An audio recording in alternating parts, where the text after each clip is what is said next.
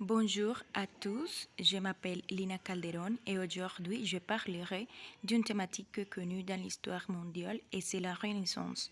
Pour approfondir les aspects plus importants, j'aborderai les dates, personnages principaux, œuvres littéraires, l'influence culturelle et finalement une comparaison du français.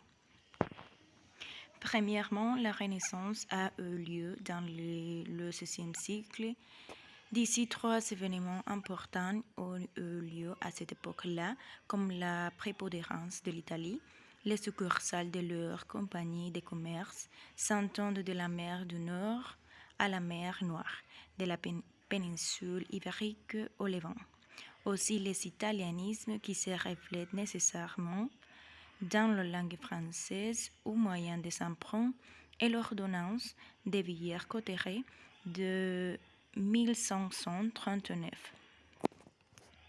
Ensuite, quelques personnages qui dénotent un héros comme Michel-Ange, Botticelli, Raphaël et Léonard da Vinci.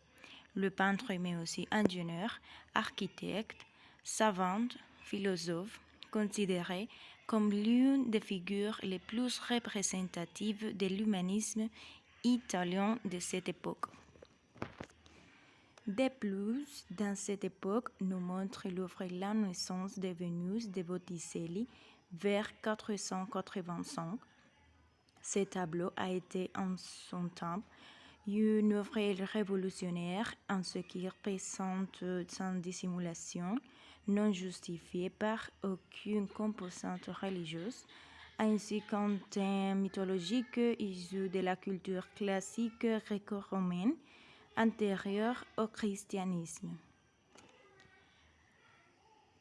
En outre, l'influence culturelle a été montrée par les mots dans les différents aspects référés à la guerre, à la finance, à la peinture, à l'architecture, entre autres. Finalement, il y a deux textes qui nous montrent l'échange qui a eu la langue française dans le période gallo-roman et la Renaissance. Il y avait une inclusion des mots pour conformer une langue précise. Merci.